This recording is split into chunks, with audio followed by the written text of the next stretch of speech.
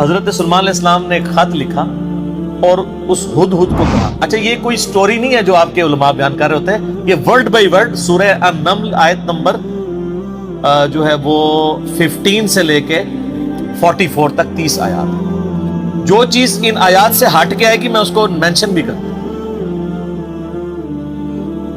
تو وہ خط لکھ کے دیتے ہیں کہ یہ خط لے جاؤ اور جا کے ملکہ جو ادھر کیا ہے. ملکہ بلقیس جو ہے یہ اسرائیلی روایتوں میں آتا ہے, قرآن میں صرف ایک عورت کا ذکر ہے کہ جو حکومت کرتی ہے.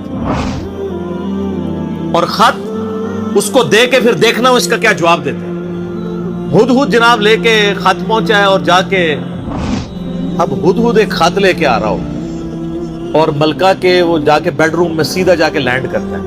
کوئی سیکیورٹی گارڈ کوئی کچھ نہیں روک سکتا, وہ کھڑکی سے آ کے اس میں لینڈ کر کے سامنے لا کے اس کے خط پھینکتا ہے. تو حضرت سلیمان علیہ السلام کا خط وہ کھولتی ہے تو وہ اس خط میں تو 2 ٹوک جملے لکھے ہوتے ہیں, انہ من سلیمان و انہ بسم اللہ الرحمن الرحیم, اور تم سر تسلیم خم کر کے فوراً میرے پاس حاضر ہو جاؤ.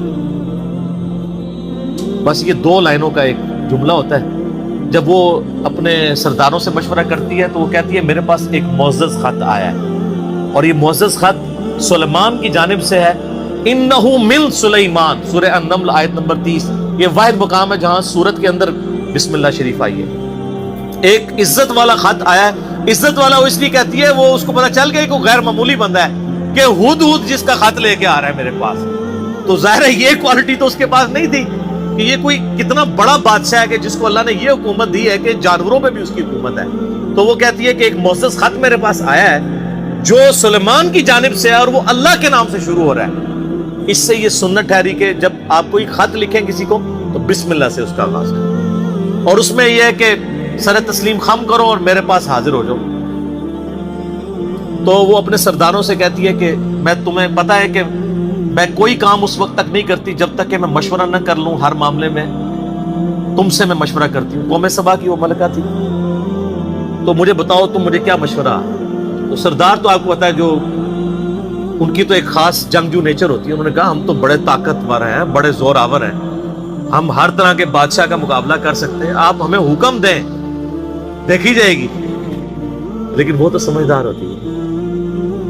جسے مجھے بھی آگے لوگ پھونک چڑھا رہے ہوتے ہیں, لیکن جو بندہ ڈرائیونگ سیٹ پہ بیٹھا ہوتا ہے اس کو پتا ہوتا ہے کہ کام کو کس حکمت سے لے کے چلنا. تو وہ ملکہ کہتی ہے کہ اس کو تو اندازہ ہو گیا کہ یہ کوئی عام بندہ نہیں ہے, ان کی ساری پھوپھا نکال دے گا وہ. تو وہ کہتے ہیں کہ وہ ملکہ آگے کہتی ہے, اس کے الفاظ اللہ تعالیٰ نے نقل کیے. وہ کہتی ہے کہ یاد رکھنا بادشاہ جب کسی ملک میں داخل ہوتے ہیں نا تو وہاں کے شرفاء کو ذلیل کر دیتے ہیں. تو یعنی یہ جو ہمارے پاس ملک ہے یہ بھی ہمارا چھن جائے گا. ہم میں یہ طاقت نہیں کہ ہم اس شخص کا مقابلہ کر سکیں.